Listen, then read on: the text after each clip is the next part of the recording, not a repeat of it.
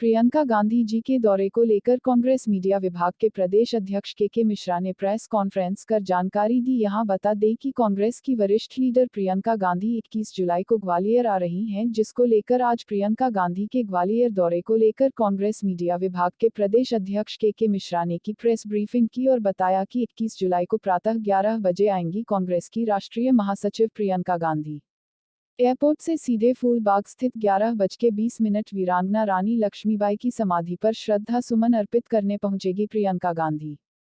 प्रियंका गांधी वीरांगना रानी लक्ष्मीबाई की समाधि स्थल से दोपहर 12 बजे सीधे ग्वालियर के मेला ग्राउंड में आयोजित चुनावी सभा को संबोधित करेंगी। कांग्रेस मीडिया विभाग के अध्यक्ष के मिश्रा ने जताया भरोसा, कहा प्रियंका गांधी की यह यात्रा न केवल राजनीतिक दृष्टि से ऐतिहासिक होगी, बल्कि 2023 के इलेक्शन में बीजेपी ग्वालियर चंबल अंचल में खाता तक नहीं खोल पाएगी। पटवारी भर्ती परीक्षा में हुई धांधली को लेकर के मिश्रा ने खड़े किए सवाल। के मिश्रा ने पटवारी भर्ती परीक्षा को बताया व्यापम पार्ट 3 घोटाला। व्यापम पार्ट 1 में भी ग्वालियर के माफिया शामिल थे, उसके बाद व्यापम पार्ट 2 वाया कृषि विस्तार अधिकारी में फर्जीवाड़ा हुआ। पटवारी परीक्षा पार्ट 3 सामने आई है। इसमें सरकार और मंत्री मिलकर घोटालेबाजों को बचा रहे हैं।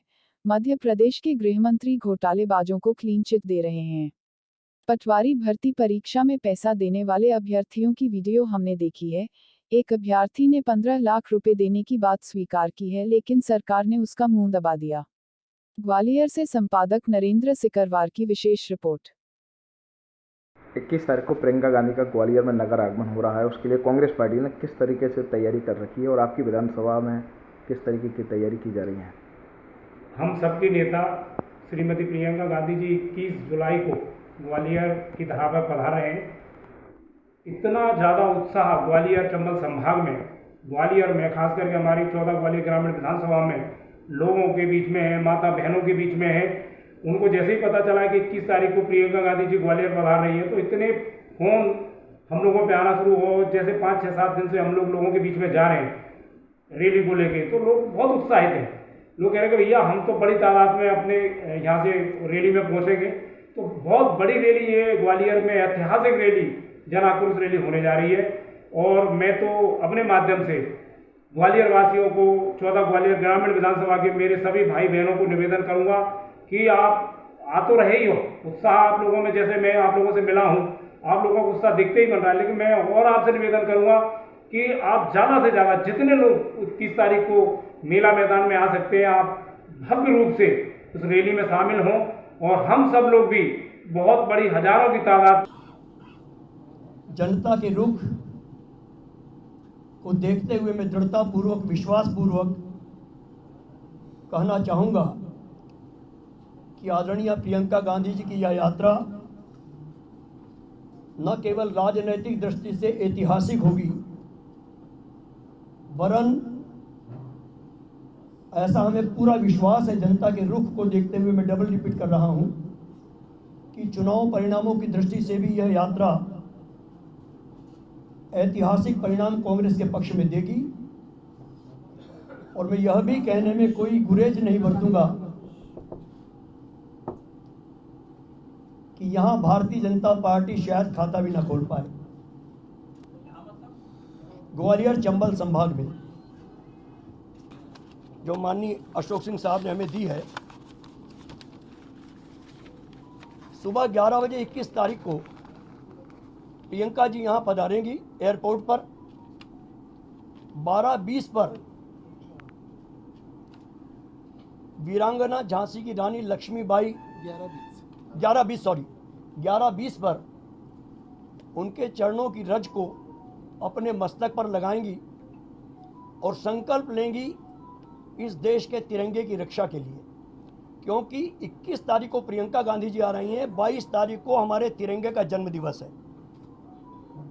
हमारे देश के तिरंगे का जन्म दिवस 22 जुलाई है। तो वो एक दिन पूर्व उस वीरांगना माँ के चरणों की रज अपने मस्तक पर लगाकर संकल्प लेंगी इस तिरंगे का। क्योंकि आज इस देश में तिरंगा, इस देश का संविधान, इस देश की संवैधानिक संस्थाएं भारतीय जनता पार्टी अपनी तिजोरी और अपनी जेब में रखकर घूम रही है। तो वो संकल्प भी 24 घंटे पहले आदरणीय प्रियंका गांधी जी ग्वालियर से लेंगी और 11:30 बजे सभा स्थल पर वे पहुंचेंगी बेला ग्राउंड पर। आप सब लोगों से मेरी प्रार्थना है कि आप लोग 10 और 10:15 के बीच सिक्योरिटी कॉर्डरों से वहां पहुंच जाएं, क्योंकि आप लोगों को होने वाली असुविधा से मंच पर हम लोगों को दर्द होता है।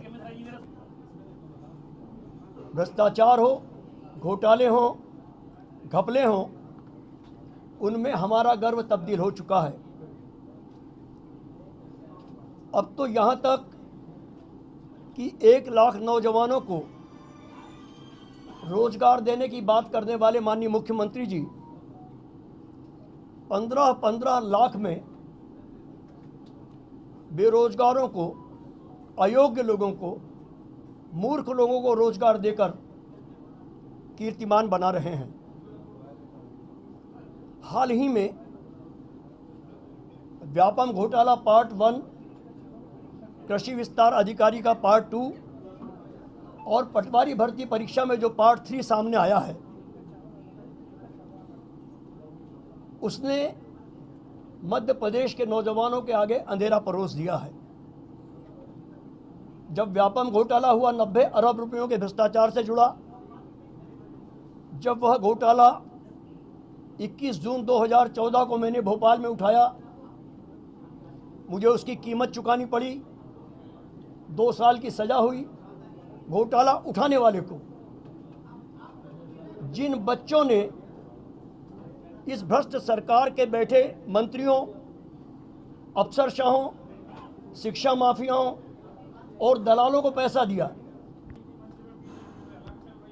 तो जिन लोगों ने पैसा दिया वे लोग जेलों में हैं, और जिन लोगों ने पैसा लिया वो श्यामला हिल्स के बंगलों में रहकर लाल बत्ती की गाड़ियों में घूम रहे हैं अपने अपने गनमैन के साथ।